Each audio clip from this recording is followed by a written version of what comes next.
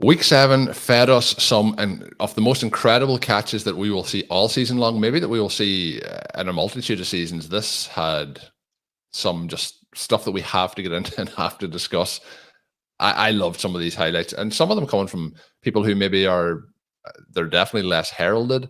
We're going to talk about that. We're going to talk about some of the incidents, and I guess some of it will be mayhem. Some of it will be just disappointing play from the week. We're going to talk about all that on this edition of RotoViz Overtime, as I'm joined by Erik Hove once again. If you did have a chance to listen to our instant reactions on Monday, Erik joined me then. He's joining me here again, writer up on rotoviz.com. Somebody Sean name drops on the show from time to time with some of their in-season league management thoughts, conversations. Something I love that Sean does is having teams with other people that's not just me, because sometimes if it's just me and him, you get into that group think. And I think having more people in that conversation helps with some of the decisions for building rosters, for roster management, for roster construction. And that's what we're always trying to advise and give information here on RotoViz OT. So Erik is on Twitter at Erik Hove2. Erik, I can't wait to talk about some of these plays. I think it's going to get us excited, and I'm hoping it's going to get the listeners excited to almost reminisce about plays that happened in the last 48 hours. That sounds great, man. There's been some wonderful catches, and like you said, from some players that we don't often talk about. So it'll be good to get to them. Yeah, and some of them we talk about a lot. Some of them we don't talk about at all. And we're going to start with one that we talk about quite a bit. We didn't talk about a huge amount in the offseason until the final couple of weeks, where the hype really started to build up around Puka Nacua. He was somebody who, in the time where Cooper Kupp picks up the injury, is going to be put on IR. People are like, well, maybe the targets kind of have to go somewhere in this offense. But I don't think even the biggest truthers, the biggest supporters of Puka coming out of college, I don't think they could ever have envisioned what was going to happen as they moved in here to start the NFL season. And then, the next part of it was, well, you get 4 weeks of work out of him, but then it's going to be a case that a situation where, we get Cooper Kupp back healthy, and then you're back to square one at your wide receiver position. And that just has not been the case at all. We get a game here where Cooper Kupp has 7 targets, 2 for 29. So there'll be disappointed managers out there that would have had him in the lineup. But Puka, 12 targets, so 5 targets more than Kupp, 8 receptions, 154 yards, including one of the most spectacular grabs to get his second foot down that you're going to see all year. And it's actually going to be beaten in the next game that we talk about. But for now, the highlight play off the weekend. Oh, yeah, 100%. I mean, yeah, Puka is just a dude. I mean, it's only been 7 weeks, but he has certainly proven that he is, just an elite wide receiver. And it's hard to imagine saying this with somebody with alongside Cooper Kupp, but it's a true 1A 1B situation. So I think I've seen, like, over the last 3 weeks since Kupp's been back, the two of them have basically combined to average a 70% target share. So not too shabby there. So if you have either of those guys, they're obviously must starts. And Kupp had a down game today, but I have to imagine he'll bounce back and have more of his kind of easy 20-point outings going forward. But yeah, Puka, just multiple catches. I mean, the one highlight catch was kind of down the left sideline. Again, just acrobatic, turning in the air, toe tap, really vintage Cooper Kupp.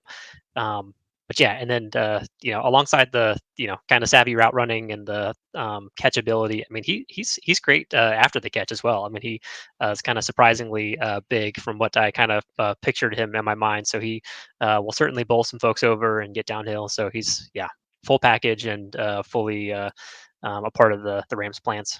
Yeah, outside of Puka, this was a pretty ugly game, I think, in general for Los Angeles. Stafford has 231 passing yards, but he's sub 50% completion, 14 of 29, 1 touchdown, 1 interception. Running game was split between Royce Freeman and Darrell Henderson. Henderson getting the carry into the end zone. Pretty balanced between the two of them, 66 yards to 61, 12 carries to Freeman to the 18 for Henderson.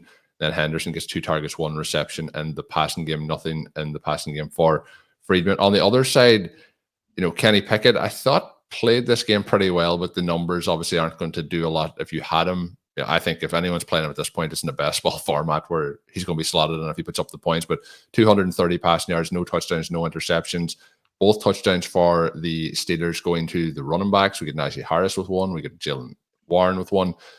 Harris gets 14 carries to the 6 of Warren. Warren looks like he is shot out of a cannon versus Najee Harris and what he's doing. But Harris did have one run of 10 yards.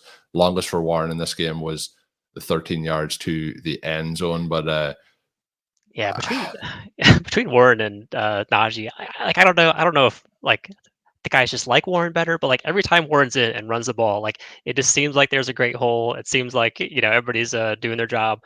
Whenever Najee's in, it just seems like absolute chaos. So I don't know if he just has the worst luck in the NFL or if there's some signal there, but it truly looks like a different offense when either one of them's on the field. I would agree. I would agree with that. And the other part, then maybe. Maybe the coaches like Najee more. Maybe the players like. Is that the narrative we're going to? The players like Warren, but the coaches like Harris, and that's why it's split this way. Yeah, maybe so. I don't know, but it truly is like you feel like you're watching two different teams when either of them are out there. Yeah, unfortunately, I do want to go back to the Rams real quick on the backfield. I bid way too much money on Zach Evans this week in one league. I'm a Zach Evans believer, truther. I have a lot of best ball shares yes, that I was going to quite say happy Sean about. and I certainly have some Zach Evans best ball shares. I still got a light on for him. It's obviously not looking great when they signed Darrell Henderson off the street, and he's the starter. But yeah, that one was disappointing for me for sure.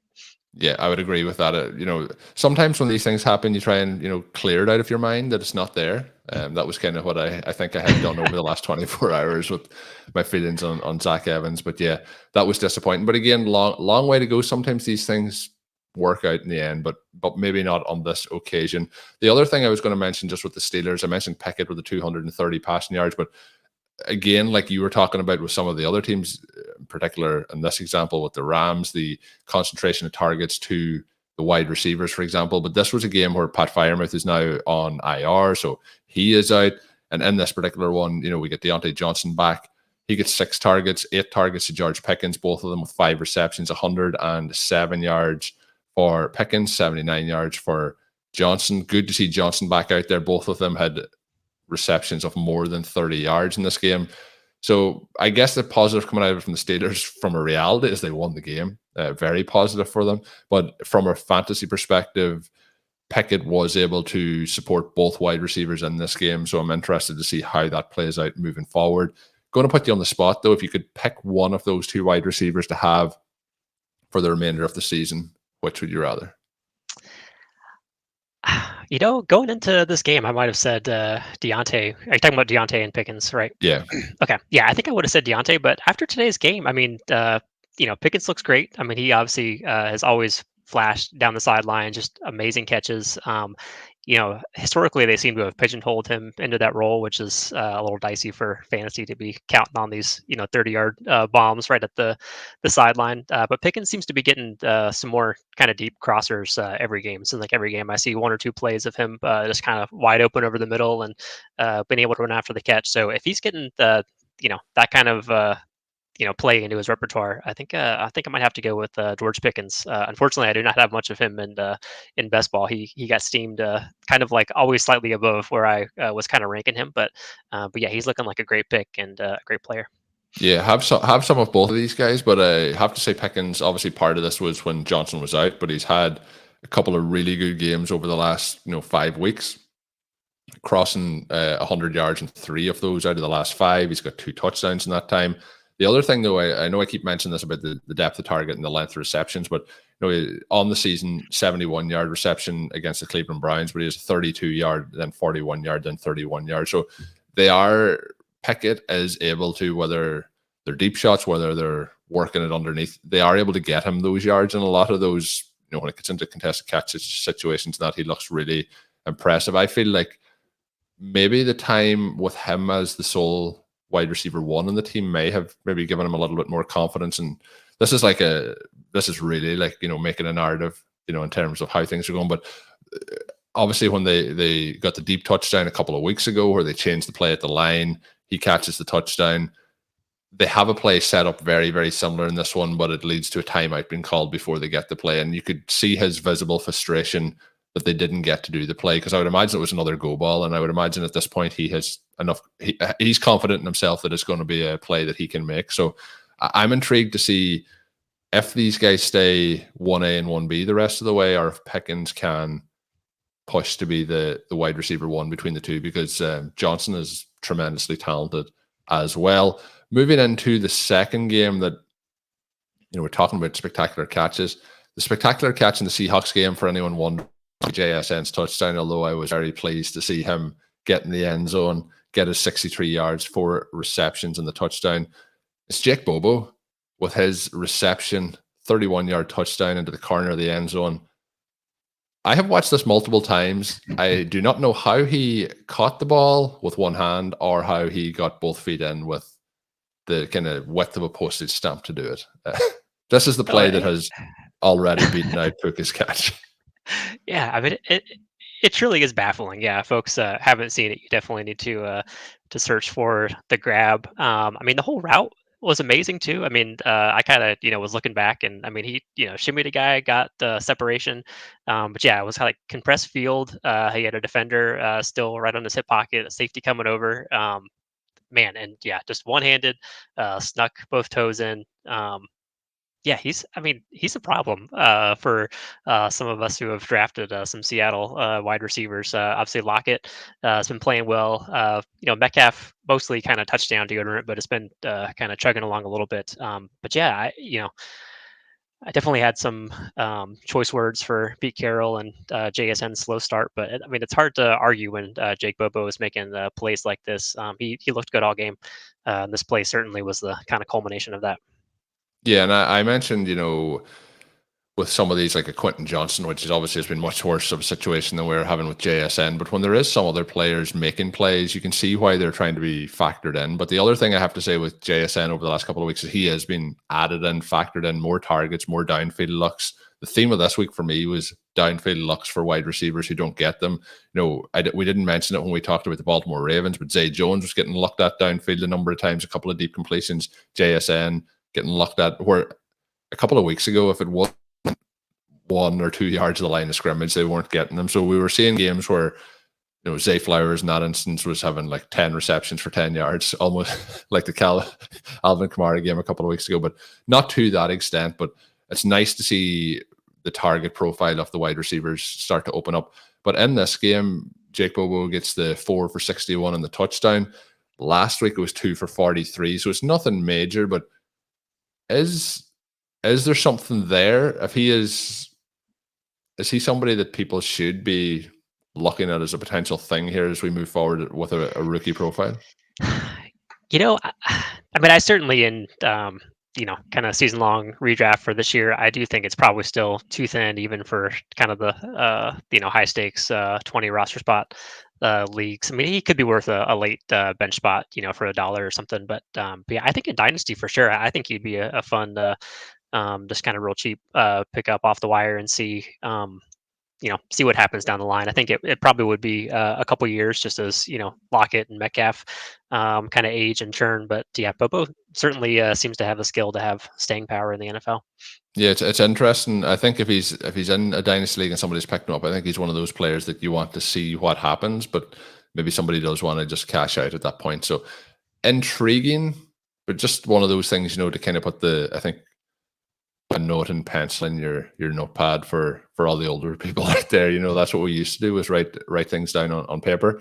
But yeah, interesting a little bit. The other part was disappointing day for Lockett, 4 for 38. DK Metcalf missed this one. Kenneth Walker, though, 105 yards on the ground, 26 carries.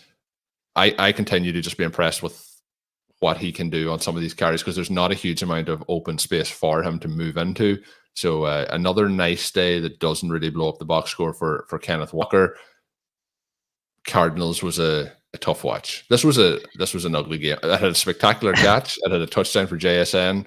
It didn't really have anything else. Yeah, it really was pretty ugly. I mean, yeah, Arizona's best play was Joshua Dobbs just scrambling for his life. It seemed like he had a couple decently long runs where you just kind of seemed like a bat out of hell, just running whichever way he could to get away from defenders. Yeah, I think the Cardinals are kind of coming back to earth after really some solid offensive performances the first few weeks of the year.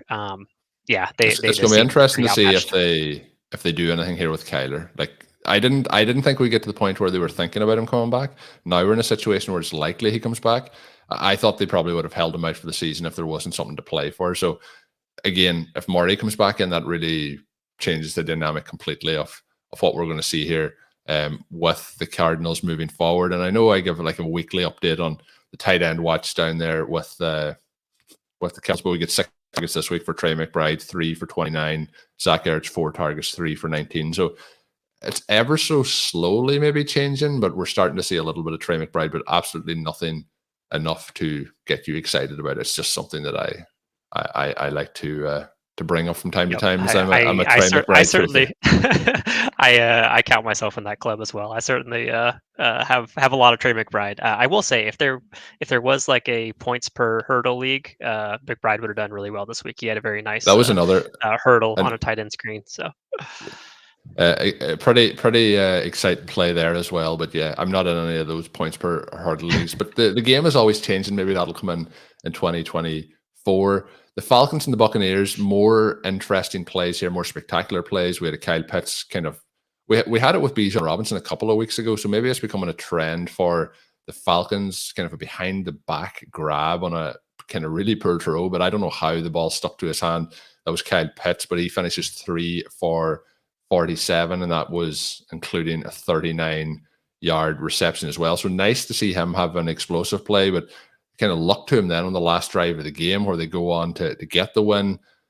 Really strange. Again, usage just of a lot of their players. Drake London gets 7 targets, 6 receptions, 54 yards. The biggest, strangest part of this game was Bijan Robinson, 1 for 3, and then nothing in the passing game. Seems like may have been a stomach issue or an illness. So just very unfortunate for one of those ones where you have him in your lineup, you have to play him, he is active, and just nothing much you could really do about that. That meant Algier got 21 carries for just the 59 yards. Desmond Ridder in this one, an intriguing, bizarre game. 250 yards passing, no touchdowns, no interceptions, 19 of 25, 38 yards on the ground on 6 carries, gets a rushing touchdown, has 3 lost fumbles in the game. The Falcons continue to have these weird red zone issues, where they're turning the ball over, they're making very poor mistakes. And this one as well, we also had a near turnover, which then led to a turnover, which was the Drake London catch, and incredibly spectacular upside down, almost touchdown, almost touchback, ruled down at the 1-yard line because his fingers had kind of rubbed the white outside of the field. Like, just a really bizarre play, but great effort by London, but really could have ended up with an injury, a severe injury after it. So thankfully it looks to be okay. But Ridder looks like another rushing touchdown as he's about to go into the end zone and gets knocked out of his hand just as he crosses. I think he thinks he's in the end zone. He slows down, a hustle play by the defender, but really poor ball management there by Ridder. Should have been in for another touchdown. So this is a game then on the opposite side when I'm going into criticizing a lot of things. The Buccaneers have a chance where they're kind of in the red zone. They can tie it up at 13-13, take it to overtime, or they can get a touchdown and try and win the game. Kind of mess about with a number of plays. They settle for the field goal, and then they get caught out on that last play, as I mentioned, on the long catch to Pitts, and the Falcons get the long field goal to win it. So per management, I think, from the Buccaneers not to get a win here, or to at least give themselves a better chance to win. Per ball control skills from Desmond Ridder, but pretty good in some of the other areas of his game, leads to the Falcons now being 4-3 and win this game on the road. A bizarre game. The other part I wanted to mention is we get Mike Evans, gets a 40-yard touchdown, but out of that, then it's 6 for 82 and 1. It's just there's not a lot happening here when we're watching these Buccaneer games. Yeah, agree. Yeah, there's a lot happening, but there's not a lot happening, if that makes sense. Yes, for sure. Yeah, I am hesitant to admit it, but I'm a lifelong Falcons fan in Atlanta, Georgia. So it's been a sad existence of late, dealing with Arthur Smith and not only what he does to our fantasy teams, but also reality teams. So I think we're averaging just over 13 points a game the last 5 games, and like you said, somehow we're 4-3. I will say here, Atlanta did seem like the better team. Like you said, we had just some really odd, fluky fumbles right down near the goal line, which, again, as a Falcons fan, I will say is not that odd or surprising for weird stuff to happen to us. But um, yeah, that sequence, yeah, of Drake London. I mean, I don't know how he even got close to getting to the pylon there. I mean, his head was, his feet were over his head, and he was like literally stretching over his back, like with his arm, in order to reach toward the goal line. So it was a pretty wild athletic play What he there. was trying to do is he was trying to get the number one crazy play of the week that we would talk about it here, but Yes, he was it's at like close. number 6 at the moment. Yeah, yeah, yeah, for sure. But yeah, and then yeah, Tampa Bay. I will say if you drafted any of those guys in best ball, I think you're feeling good. I mean, the price was just basement low for getting guys like Mike Evans and Chris Godwin and even Baker Mayfield. So I did not do a ton of that. Kind of wish I did. But yeah, they do seem like kind of mediocre NFL offense at best, but enough production to kind of get Evans and Godwin there on a weekly basis. A little bit of rapid fire now to dive into the New York Giants and the Washington Commanders. We continue to, the one thing we have to say every time we talk about the Commanders is we love Sam Howell, but he continues to get sacked over and over and over and over again. This was another one where that was the case. The Giants coming into this game had the lowest sacks on the season. They had 6 in this season. Sam Howell is now heading towards a pace of almost 100 sacks on the season. So he's taken a bit of a beating, but six sacks, loses 52 yards in those. Has a lot of struggles in the first half here for the Commanders. They have no points at halftime. It is 14-0 to the Giants. It finishes 14-7, so no points in the second half for the Giants. Brian Robinson kind of saves his fantasy day with a touchdown. He didn't have a huge amount of production on the day, but nobody really did. Jahan Dotson continues to have some struggles, and I think this will possibly feel like a positive. He had 8 targets, 5 receptions, 43 yards, so 9.3 PPR points. But there is plays certainly left on the field, including one at the end of the game where he drops it, which they had a chance to continue the drive there if he catches that one. Terry McLaurin 6 for 90. McLaurin has looked steady all season. It's going to be some games where we see bigger spikes, and that's obviously going to be tied to what Sam Howell does. Still have the concerns around Howell and the sacks, and if that becomes an issue for the coaching staff there, I'm sure it is something that's been talked about quite regularly. But Tyrod Taylor 2.792 for the Giants side. The one thing I will say about the Giants is Saquon Barkley. I mentioned last week that I didn't think that he would get back to 100% this season after coming back from his injury.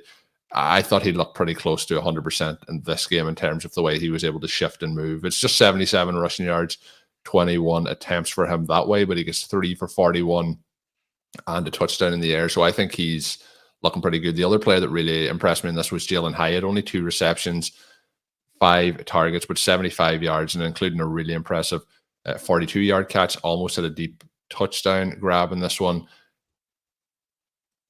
Darren Waller in the end zone. That was a big kind of cheer for the team. I think that was their first touchdown at home this season, and it might have been their first touchdown since September. So Saquon got in after that, but the Giants fans seem pretty happy with that outcome. Yeah, they certainly should be. It's been a rough go for the Giants. Yeah, and I mean their offense looked pretty competent today. It's hard to know how much of that is the Tyrod Taylor versus Daniel Jones effect. I do think it just seemed like whenever Jones was in there earlier in the season, that the offensive line was just really struggling to protect him and keep the offense going. So they seem to do a better They job definitely were. this week with Tyrod. The one note I did have with Tyrod early in the game, I thought this, and it continued throughout. He was trying to push the ball downfield, and I don't think we get that with Jones as much. I think Taylor was kind of giving his wide receiver some opportunities to make plays that maybe we don't get with Jones. Yeah, definitely agree. But yeah, it was really nice to see Hyatt out there. He was running a lot of routes. I think he had the 3rd most routes on the Giants today. He looked good. Like you said, I mean, he had that end zone grab that he barely missed. He had a few other kind of down the sideline plays that were pretty close as well. I think one of them Tyrod had kind of thrown him out of bounds, but yeah, he looked good. And Coleman got a little bit of bad manners here, I guess. But it's National Tight End Day was yesterday, and I feel like we didn't bring it up or mention it. And wrote of his big tight end, elite tight end drafters. But yeah, Waller, a big day. I think he's had We two. really missed that on the intro to the first show when we talked about elite tight ends. We should have brought up the elite Yes, tight end day. yes, we should have. But yes, happy National Tight End Day to everybody. But Waller certainly joined that bunch at least for today. So he had a very strong performance with that touchdown. I'm going to just say that the Packers and the Broncos game, as a Packers fan, was an ugly watch. I'm sure for anyone who wasn't a Packers or Broncos fan or wasn't looking to watch it to kind of review the game or to have notes on it, probably didn't want to watch this game. An ugly game all around. My note is that the Packers got two of the flukiest touchdowns that I've ever seen. So people will look at the box score and they'll see 180 yards, 2 touchdowns, and 1 interception for Jordan Love and be like, well, no, 2 touchdowns. But particularly the second one was as lucky as I think you're ever going to see. Throwing to Dobbs, to flex off Dobbs, goes to Jaden Reed.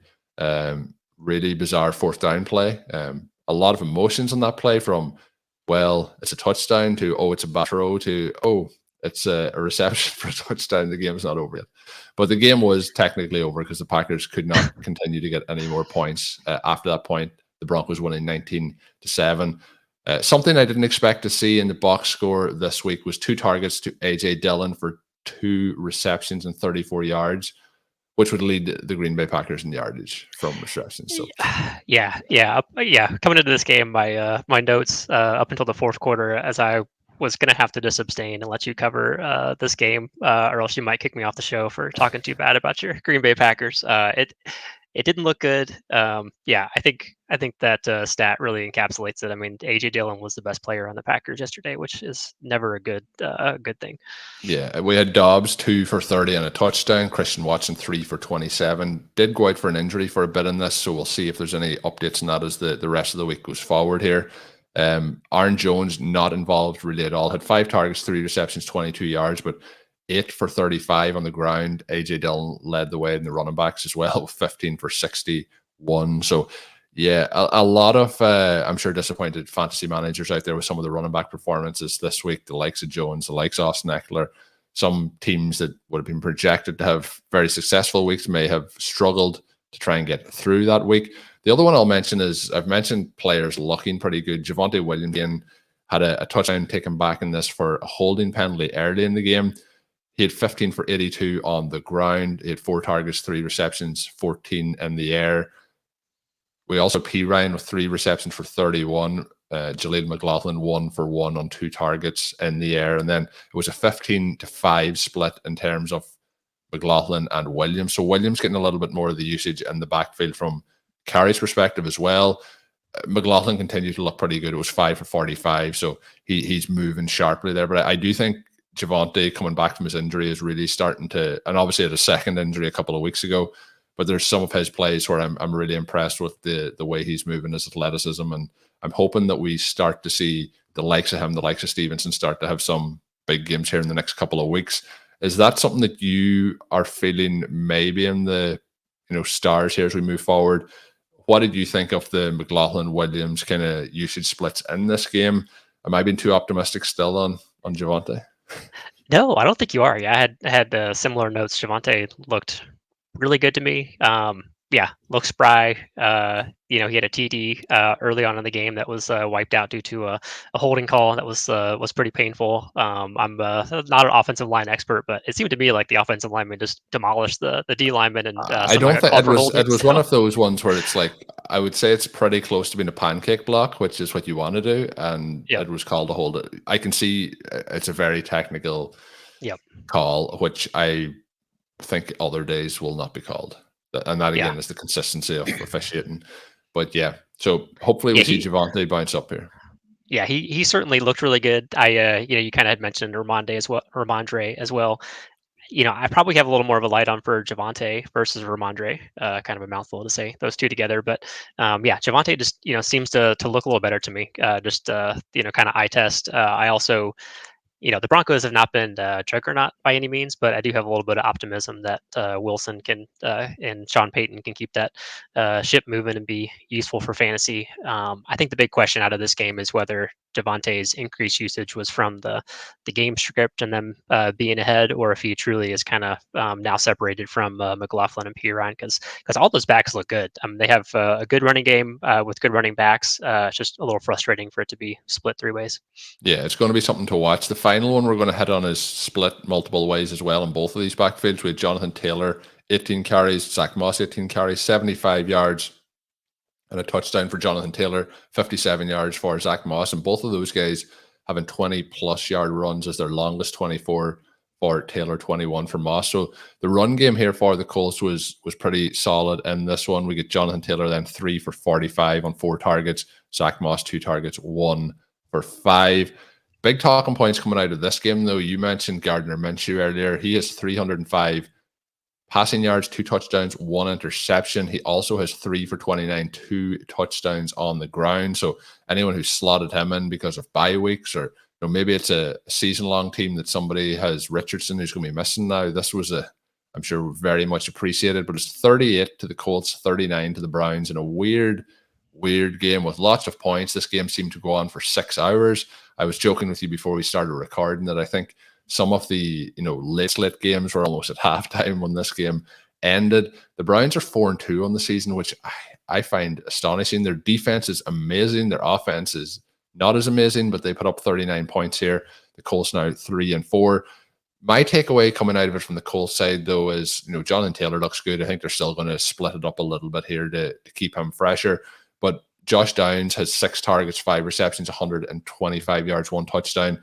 One of those on a kind of free play where the defense comes offside. Minshew takes a shot down the sideline. Josh Downs is on a kind of a broken play in coverage, goes to the end zone. But Sean has talked a lot about Josh Downs being potentially, a cheaper version of Zay Flowers, and Downs is starting to really get integrated into this offense, particularly with Minshew in there. Has looked very impressive. And we had Michael Pittman saving his fantasy day. I mentioned that one of my main matches this week looked like it was going good because we had Michael Pittman as an opposition. He had 1 reception, at that point for the 8 yards. He gets a second reception for a 75-yard touchdown, which really changed things up. But impressive athletic play from him, poor defensively, but Josh Downs looking very impressive.